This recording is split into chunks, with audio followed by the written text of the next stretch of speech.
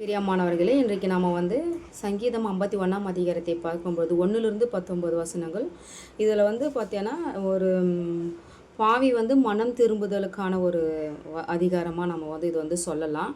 இந்த அதிகாரத்தை தினம் நம்ம அதிகாலையில் ஆண்டவர்கிட்ட நம்ம எப்பயுமே வேத வாசிப்போம். இருந்தாலும் இந்த ஒரு அதிகாரத்தை நம்ம அனுதினமும் இதை நம்ம வாசிக்கும் பொழுது தினம் நம்ம பாவத்தை நம்ம தேவனிடத்தில் அறிக்கையிட்டதாக கூட நம்ம மனப்பூர்வமாக நம்ம ஒத்துக்கொள்ளலாம். அந்த வசனத்தை படிக்கும் பொழுது தாவீது பத்சபேலிடத்தில் பாவத்தை செய்யும் பொழுது ஆண்டவர் நாத்தானோட அந்த தீர்க்கதரிசிகிட்ட சொல்லி அவர் இவரோட பாவத்தை உணர்த்துறாரு. அவர் இந்த பாவத்தை இந்த வசனத்தின் மூலம் நிறையா நமக்கு சொல்லியிருக்கிறாரு. அவர் சொல்கிறாரு, என் மீறுதல்களை நான் அறிந்திருக்கிறேன், என் பாவம் எப்பொழுதும் உமக்கு முன்பாக நிற்கிறது அப்படின்னு சொல்லிட்டு தாவீது சொல்கிறாரு. அப்போது தாவீது தேவனிடம் மன்னிப்புக்காக மன்றாடுகிறாரு. அவர் தன் பாவங்களையும் குற்றங்களையும் ஒத்துக்கொள்கிறாரு. தன் பாவங்களை அவரிடத்துல சொல்லி, கர்த்தாவே உமக்கு விரோதமாக நான் பாவம் செய்தேன்னு தன் பாவங்களை அவர் ஒத்துக்கொண்டு மனம் திரும்புகிறாரு.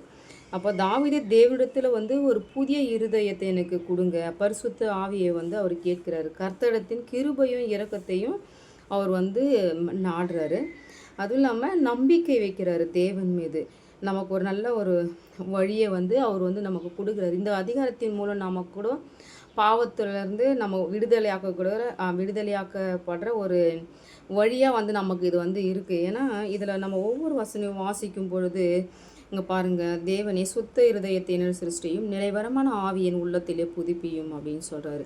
அப்போ ஒவ்வொரு வசனத்தையும் நாம் இதை இதயத்தில் ஒவ்வொரு உள்ளபூர்வமாக நம்ம இந்த வசனம் நம்ம அறிக்கையிடும்போது நிச்சயமாக நம்ம பாவங்கள் மன்னிக்க தேவன் வல்லவராக இருக்கிறார்.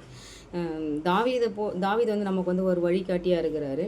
இந்த வசனம் நம்ம வாசித்து அனுதினமும் நம்முடைய பாவங்களை நம்ம அறிக்கையிட்டு நம்ம இருதயத்தையும் நம்ம பரிசுத்தப்படுத்தி சரீரத்தையும் நம்ம என்ன பண்ணலாம், பாவத்துக்கு நம்ம விலக்கி காத்து கொள்ளலாம். இவர் நமக்கு ஒரு நல்ல ஒரு அதிகாரத்தை கொடுத்துருக்கிறதுனால நம்ம தேவனிடத்தில் நம்முடைய பாவங்கள் எல்லாவற்றையும் அறிக்கையிட்டு ஒவ்வொரு நாளும் நம்ம பரிசுத்தமான ஒரு வாழ்க்கையை வாழ இந்த வசனம் நமக்கு உதவியாக இருக்கும். ஆமீன்.